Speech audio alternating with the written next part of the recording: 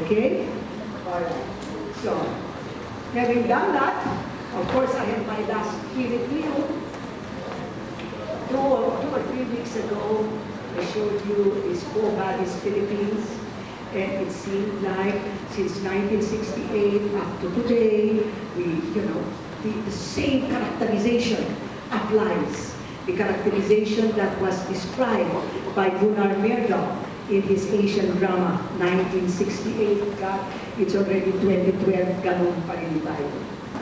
And the question is it hopeless?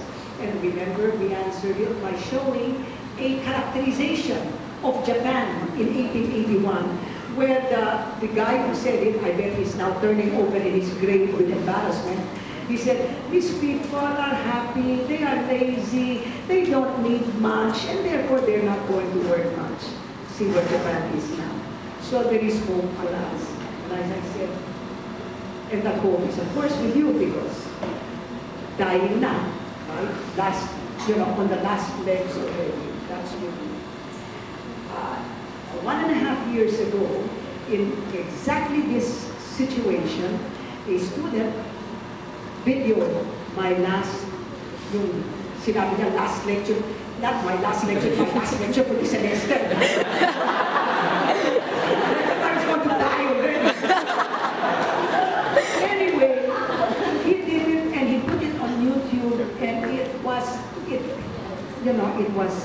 became viral because people got affected by it. And essentially, it was a message that saying, hey, you're leaders, and you better do something about it. And one of the important things about leadership is that you not only have to be competent, you also have to have integrity, honor and efficiency. Honor and excellence. That is the motto of the University of the Philippines. I hope you do that. What I'm going to do now is say, okay, you establish that you are leaders, you are an intellectual elite, etc. What you want to do? What can you do? In that lecture, in the last lecture, I said, please, do it here in the Philippines, wherever. I mean, if you're going to fight a war, please don't fight it.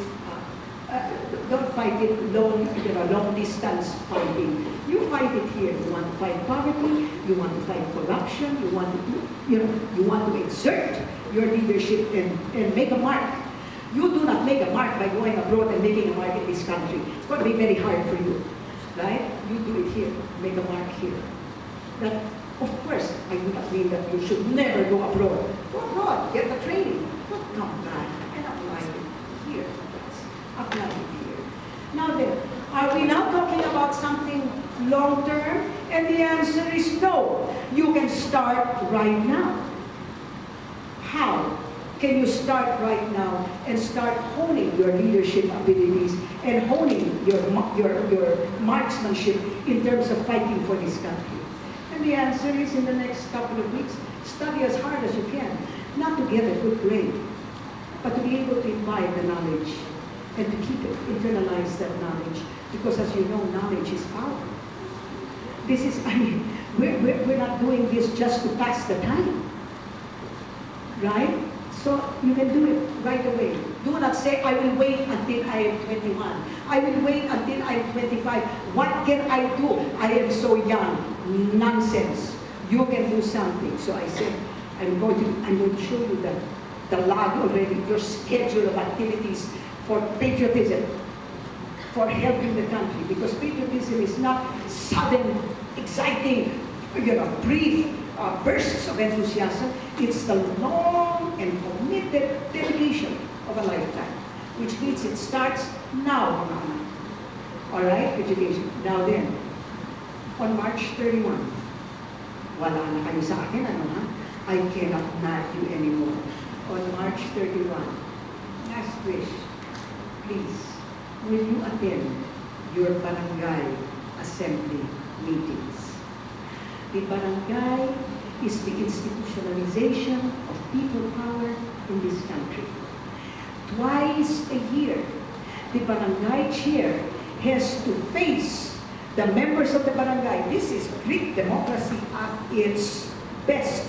This is democracy. Because everybody who is in that barangay assembly is a citizen, has one vote. And this is twice a year, and they are face to face with the chair. None of you, how many here are over 15? Over 15 years of age, everybody. How many of you have attended a barangay assembly? None. This is your chance to exercise your leadership and to ensure that that power is going to be vested in the people. This is the first step. Take over your barangay. Insist. I am not saying that you are going to go up there, class, and say, ikaw!